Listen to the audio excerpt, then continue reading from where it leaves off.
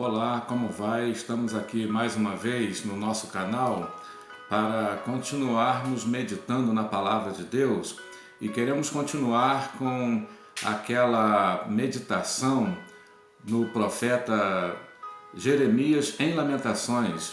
Jeremias escreveu o livro de Lamentações, o pequeno livro que expressa toda a dor de sua alma, que na verdade era a dor de Deus, porque o profeta falava em nome de Deus. E Jeremias, ao ver a destruição total de Jerusalém, suas portas queimadas a fogo, muro destruído, miséria, ele clama, ele grita, não vos comove isto? Está em Lamentações 1:12. Não vos comove isto, vós que passais pelo caminho? E no capítulo 2, 14 a 16, Jeremias fica espantado de ver a indiferença, a zombaria daqueles que passavam meneando a cabeça, como que dizendo, bem feito, ora, onde está a glória de Jerusalém? Então, tripudiando da derrota de Jerusalém, do fracasso de Jerusalém. É uma situação lamentável, fez Jeremias sofrer muito, porque isso era uma consequência de um quadro de degradação que já vinha acontecendo. Se você ler o capítulo 5 de Jeremias, versículos 30 e 31, você vai ver um clamor, ele gritando, coisa horrenda está acontecendo na terra. E ele diz, assim diz o Senhor. Era Deus quem estava falando, que na terra do seu povo, estava acontecendo uma coisa horrenda, horrorosa, terrível, espantosa. Tem versões que traz essa palavra, espantosa. Coisa está acontecendo na terra. E sabe qual era o que estava acontecendo? Não citou os pecados vários que havia, principalmente o pecado da prostituição espiritual, que é o pecado mais combatido no Velho Testamento, a prostituição espiritual, que é demonstrada através da idolatria, né? É visto através da idolatria, mas é uma prostituição espiritual, a idolatria. Mas o profeta não vai descrever pecados específicos para mostrar essa degradação, não vai ficar citando vários pecados, mas ele vai dizer que a coisa horrenda e espantosa era a seguinte, versículos 30 e 31 de Jeremias capítulo 5. Os profetas profetizam falsamente e os sacerdotes, em conluio com os profetas, dominam sobre o povo.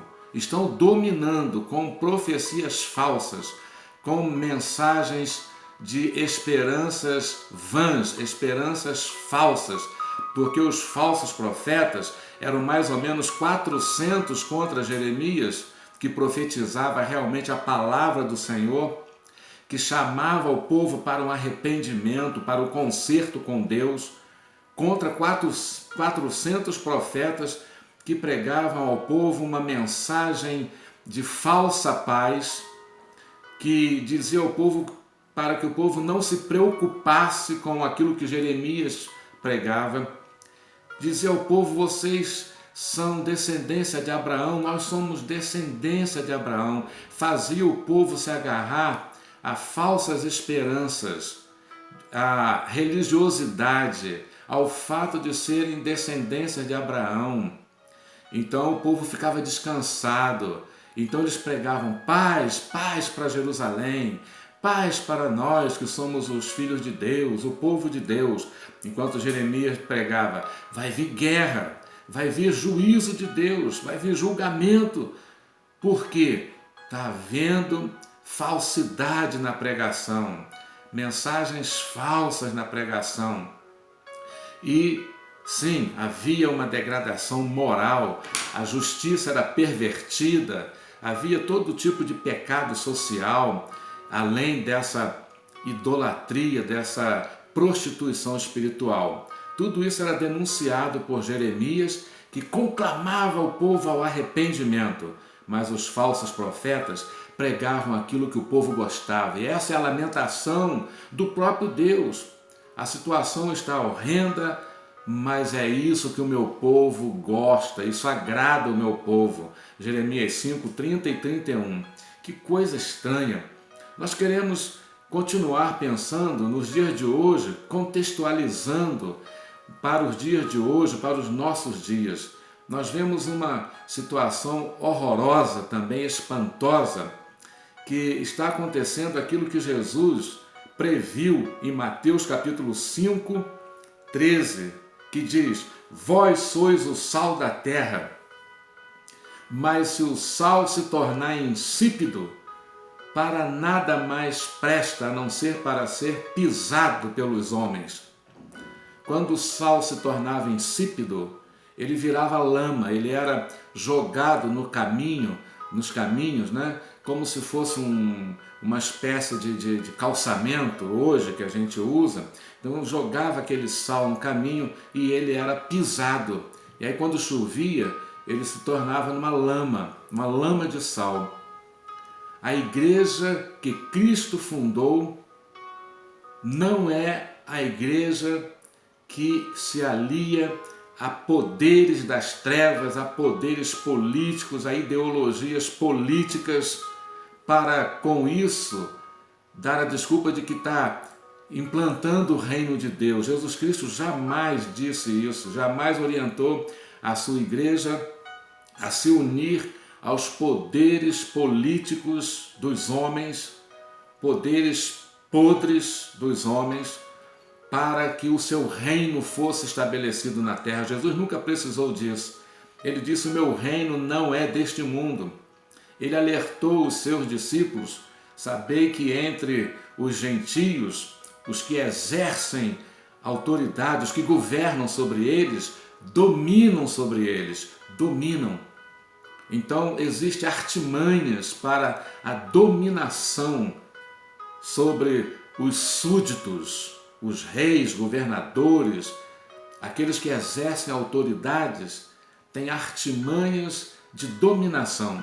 Mas Jesus olhou para os seus discípulos e disse: mas entre vós não será assim, não será dessa forma, vocês não vão seguir esse estilo do mundo.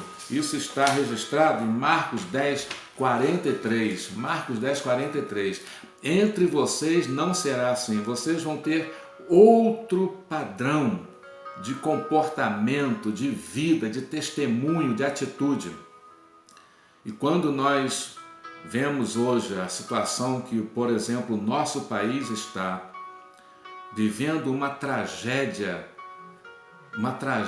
que vem com essa crise do coronavírus, e uma parte da igreja que se diz Igreja de Cristo apoiando atitudes de indiferença, de zombaria diante da tragédia de muitas famílias que perdem seus entes queridos. Muitos zombam, muitos apoiam aquela atitude de indiferença. E daí? E daí? E daí que está morrendo gente? E daí que famílias, milhares de famílias estão perdendo seus entes queridos? E daí? Que indiferença é essa? Pessoas se dizendo cristãs tendo essa atitude de indiferença. E daí? É o sal se tornando insípido, é o sal que virou lama. Essa parte da igreja que apoia essas artimanhas políticas malignas, podres, é o sal que se tornou insípido e virou lama. É a igreja que entrou na lama da politicagem, das ideologias políticas, porque apoia regimes ditatoriais, e a ditadura sempre foi um problema, tanto ditadura de esquerda, ditadura de direita, é uma tragédia. A Igreja de Cristo sempre sofreu debaixo de regimes ditatoriais, desde o Império Romano, por toda a história, na história moderna, em ditaduras chamadas de esquerda, debaixo do comunismo, a igreja sofreu duras perseguições. A igreja que não sofre perseguição em regimes ditatoriais, seja de esquerda, seja de direita, é a igreja que se torna sal insípido.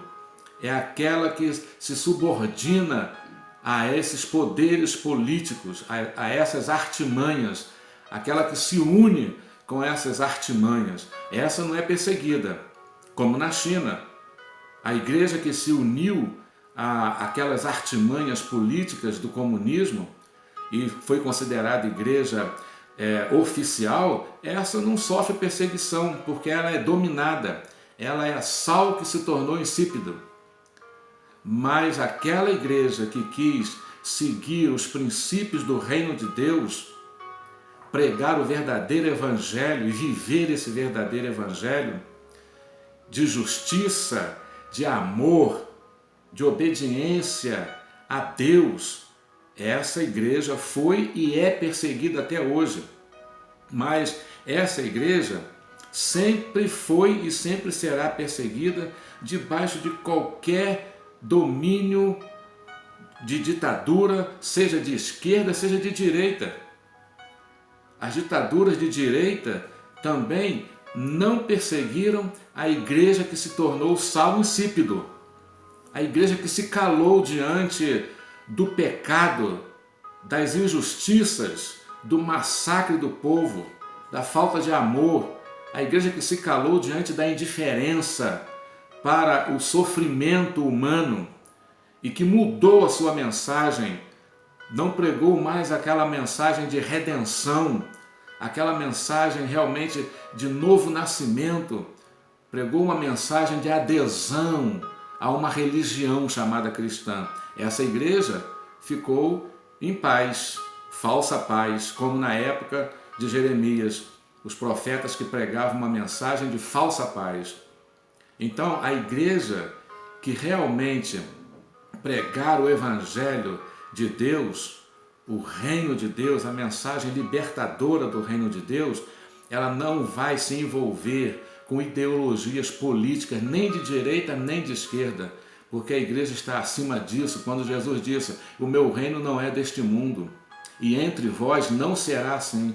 Vocês não vão usar as mesmas artimanhas que o mundo usa, que os ímpios usam.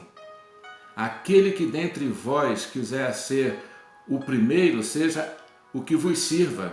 Aqueles que quiserem ser líderes, que sejam servos. Essa é a mensagem de Jesus Cristo. Nós lamentamos o fato de parte da Igreja de Cristo estar apoiando atos de insanidade, atos contra a vida, atos contra a paz, atos que pregam violência, ódio e que colocam em risco a vida das pessoas e que ameaçam a paz no país, que clamam por golpes de ditadura. Lamentamos que parte de boa liderança evangélica no Brasil, denominações consideradas sérias, históricas, estejam caladas e outra parte estejam apoiando. Aqueles que sempre já nasceram assim, igrejas, empresas que surgiram para explorar a crendice do povo, a ignorância do povo, isso não nos assusta, não traz nenhuma admiração isso, porque sempre foram assim. Mas aquelas igrejas consideradas igrejas sérias, igrejas que têm em seus estatutos, em suas declarações de fé, que a Bíblia é a única regra de fé e conduta, como nós, os batistas, ficarem calados diante de toda essa tragédia é uma vergonha. Isso deve nos comover, ver a Igreja de Cristo agora sendo motivo de chacota por parte de muitas pessoas. Pedro disse que a igreja seria perseguida assim e exorta os irmãos a terem um testemunho capaz de calar a boca dos adversários, mas o testemunho não é o confronto, Não é fazer como alguns estão fazendo, querendo partir para a violência, para o confronto vergonhoso, como aquele ato lá em Brasília, uma pessoa que se diz batista, um engenheiro, né, que diz que tem 3 pós-graduações, um verdadeiro monstro que ataca pessoas que estavam ali pacificamente fazendo uma manifestação de apoio aos colegas que perderam a vida, que estão perdendo a vida na luta contra o coronavírus. Surge uma pessoa, um monstro, agredindo com palavras e querendo agredir fisicamente as pessoas, e depois ele se diz um cristão batista. Envergonha aqueles que realmente são cristãos evangélicos, que seguem o Novo Testamento, que seguem a doutrina de Cristo, aquela fé que o escritor da carta de Judas disse, a fé que de uma vez por todas foi entregue aos santos. Isso é uma vergonha, é uma calamidade, é uma coisa horrorosa, espantosa que está havendo na face da terra e nesse país que se diz cristão. Não vos comove isto? Seria a pergunta de Jeremias, vendo esse quadro de coisa horrenda acontecendo. Não vos comove isto? Não vos comove isto, pessoas que se dizem cristãs, ao ver o sofrimento de famílias, de milhares de famílias, dizer, e daí? E daí? Não vos comove isto? Como pode haver tanta indiferença? Será que você que é cristão, você consegue ficar indiferente? Você consegue concordar com esse e daí? Você pode dizer, não, eu não concordo, mas o seu silêncio às vezes concorda. Martin Luther King, o pastor batista, que lutou por direitos civis dos negros nos Estados Unidos, ele disse que o que me incomoda, o que me assusta, não é o barulho dos maus, mas é o silêncio dos bons. As pessoas boas, as pessoas que se dizem cristãs, ficarem em silêncio, um silêncio comprometedor diante de tanta injustiça, diante de tanto horror. Que Deus realmente desperte a sua verdadeira igreja, desperte aqueles 7.000 que não dobram os joelhos, não dobraram o joelho lá diante de Baal no tempo do profeta Elias, aqueles poucos que se incomodaram no tempo de Jeremias, quando Jeremias exclamou, não vos comove isto? Deus sempre manteve os seus fiéis, que Deus levante esses fiéis nesse tempo que nós estamos vivendo, nessa crise, que Deus possa levantar aqueles que são verdadeiramente seus servos, são fiéis e possam tomar posição, não partindo para a luta, mas dobrando os joelhos, clamando por arrependimento, clamando para uma tomada de posição ao lado da verdade, ao lado da palavra de Deus, ao lado da justiça de Deus. Que Deus conforte, console os corações que estão sofrendo, as famílias que estão perdendo seus entes queridos, famílias, igrejas, pessoas que estão perdendo também amigos com essa peste que está sobre nós e sobre o mundo. Que Deus conforte, que Deus console os corações que sofrem e que a Igreja de Cristo, a verdadeira Igreja de Cristo, chore com os que choram, não zombe, não diga e daí com uma indiferença criminosa, mas chore com os que choram e que Deus traga a sua consolação. Amém.